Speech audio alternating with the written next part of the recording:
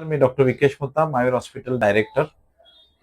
माझ्यासोबत आहे तन्मय खानगे, ज्याचा ऍक्सिडेंट 15 ऑगस्ट रोजी झाला होता. त्याच्यासोबत त्यांचे वडील, आई आणि वडील इथे आहे. ते संगमनेर इथे राहतात आहे.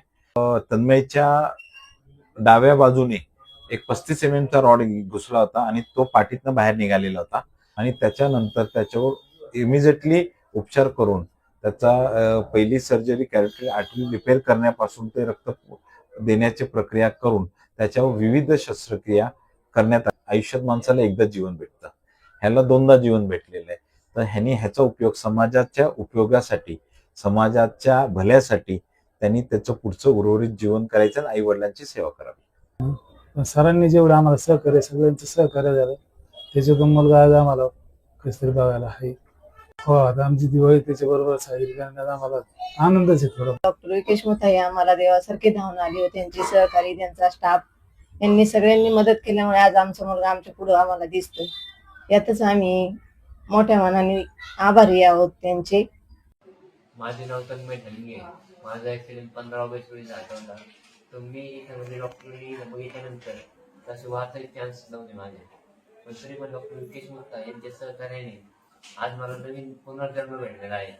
तर मी त्यांचे पूर्ण म्हणजे असं आभार मानतो, त्यांच्या स्टाफचे पण आभार मानतो. धन्यवाद. तन्मयला वाचवण्यात डॉक्टर विकेश मुत्ता तसेच महावीर हॉस्पिटलतील सगळा स्टाफ यांचे खूप मोठे त्यामध्ये काम केलं आहे. त्यांनी त्याचे पुढील आयुष्य चांगले घालवावे. त्यांनी समाजात जाऊन त्याच्या आई वडिलांच्या नावासोबत डॉक्टर विकेश मुत्ता यांचं पण नाव मोठं करावं. त्याला त्याच्या पुढच्या वाटचालीसाठी खूप. Myself Kavya Vikesh Mutha, son of Dr. Vikesh Mutha.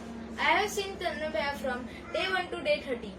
He was in a very critical condition and he is now alive because of my father. And he took a lot of efforts on him and he is now able to stand. And I congratulations his new life. So. And wish you all the best for your future.